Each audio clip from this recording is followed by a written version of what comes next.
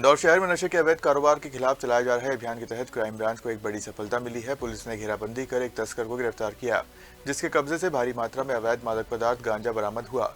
Additional DCP Rajesh Dandotiya ने बताया कि क्राइम ब्रांच की टीम शहर के विभिन्न क्षेत्रों में संदिग्धों की तलाश में गश्त कर रही थी।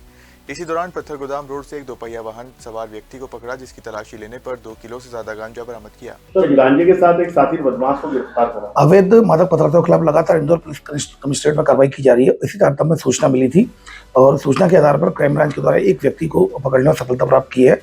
उसका नाम शंभुनाथ है, जो कि बेडमा का रहने वाला है।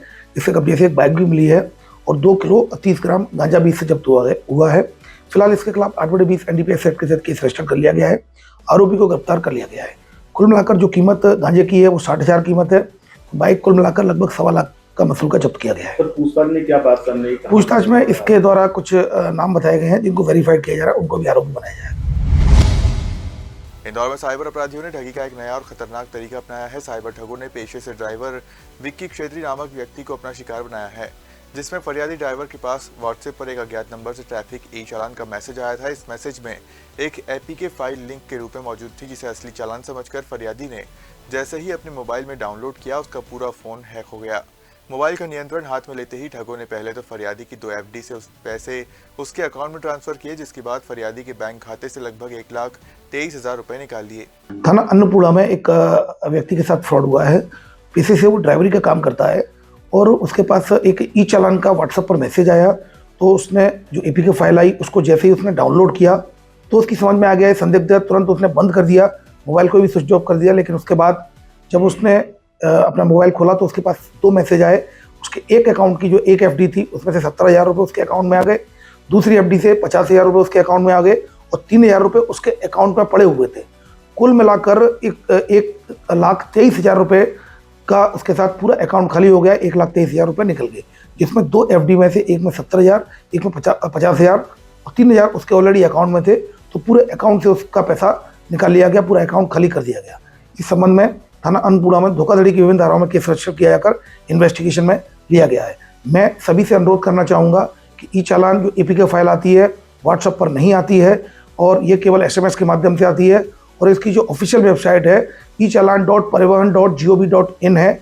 इसके अलावा अगर व्हाट्सएप पर कोई आपको लिंक भेजता है एपीके चालान की तो वो फ्रॉडस्टर है, वो फेक जो एपीके फाइल है। हमेशा SMS के माध्यम से ही जो echallan.parivahan.gov.in इस लिंक से अगर कोई मैसेज आता है तो उसको करें, वेरिफिकेशन के बाद ही आगे बढ़ें। इंदौर में एक 22 वर्षीय युवती ने अपने दोस्त के घर में खुदकुशी कर ली। बताया जा रहा है कि युवती एक सप्ताह पहले साईं कृपा कॉलोनी में रहने वाले दोस्त के पास रहने आई थी। सुबह उसका फांसी के फंदे पर शव लटका मिला। दोस्त तत्काल युवती को लेकर एमबा अस्पताल पहुंचा, जहां डॉक्टर ने उसे मृत घोषित कर दिया। फिलहाल पुलिस ने दोस्त को हिरासत में लेकर पूछताछ शुरू कर दी है।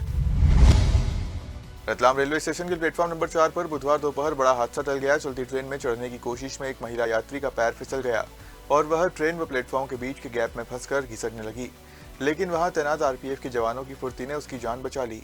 जवानों ने जान पर खेलकर दौड़ लगाई और महिला को सुरक्षित बाहर खींच लिया। बड़वानी जिले के वरला में 26 दिसंबर को क्लस्टर अनुश्रवण शिविर का आयोजन किया जाएगा, जिसकी जानकारी कलेक्टर जयती सिंह ने दी। उन्होंने बताया कि सेंधवा जनपद पंचायत के वरला तहसील के अंतर्गत 46 पंचायतों में कल आयोजित होने वाले क्लस्टर अनुश्रवण शिविर में सभी विभागों के अधिकारी मौजूद रहेंगे।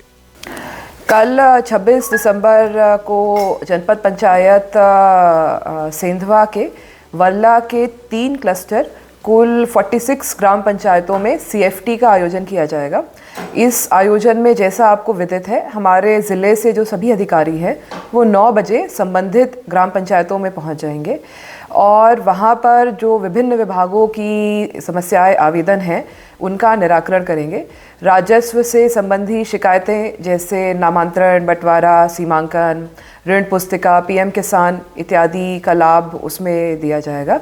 इसके अतिरिक्त जो सामाजिक पेंशन से संबंधित सभी योजनाएं हैं उसके संबंध में भी कोई समस्या हो तो उसका निराकरण किया जाएगा। इसके अतिरिक्त ग्रामीण विकास से संबंधित जो योजनाएं हैं पशुपालन गौशाला से संबंधित हैं, मत्स्य विभाग से संबंधित है, कृषि विभाग से संबंधित है, खाद्यान्न से संबंधित है। इसी प्रकार विभिन्न विभागों के आवेदन प्राप्त करके मौके पे उनका निराकरण किया जाएगा। सभी इन पंचायतों के सभी निवासियों से मेरा अनुरोध होगा कि कृपया करके 9 बजे से जब हमारे ज़िलाधिकारी आएंगे तो आप अवश्य आएँ और अपने दस्तावेज इत्यादि लेकर आएँ, जिससे कि जो भी समस्या आ रही है मौके पर निराकरण करके आपको लाभ दिया जा सके। इस क्रम में Indian postal payment bank system के जो BPM है वो भी ग्राम पंचायत में आएंगे। यानी कि यदि नया बैंक खाता खुलवाना हो, खाते में eKYC कराना हो, DBT कराना हो, आधार में कोई संशोधन कराना हो नाम के अलावा, तो ये सभी सेवाएं जो हैं वो BPM के माध्यम से ग्राम पंचायत में ही दी जाएंगी। इसके अलावा जो पोस्ट ऑफिस की योजनाएं हैं जैसे सुकन्या समृद्धि योजना, उसका लाभ भी वहीं पे तत्काल दिया जाएगा। यानी कि यदि आप आवेदन कर रहे हैं तो उसी समय ज़ीरो बैलेंस का खाता खुलवाकर eKYC DBT कराकर तत्काल वहाँ पर लाभ देने की सुविधा दी जा रही है। द्वितीय चरण में सभी जिलाधिकारियों के साथ में और पंचायत की पूरी फील्ड की मशीनरी के साथ में हम लोग देवली जो ग्राम पंचायत है वहाँ पर बैठेंगे और सभी समस्याओं के निराकरण की गुणवत्ता का परीक्षण किया जाएगा और जो हम लोग को अपने स्तर से निर्णय लेने हैं वो निर्णय लेकर इस CFT का समापन किया जाएगा। इसके अतिरिक्त उसी ग्राम में रात्रि चौपाल भी आयोजित की जा रही है, जहाँ उन ग्रामवासी और आसपास के ग्रामवासियों से चर्चा करके उनकी जो समस्याएं हैं एवं अन्य जो सुझाव हैं उनके ऊपर चर्चा की जाएगी। और रात में देवली में जो बालिका छात्रावास है वहाँ पर रात्रि विश्राम भी किया जाएगा। तो ये पूरे दिन का कार्यक्रम वर्ला में 26 को आयोजित किया जा रहा है।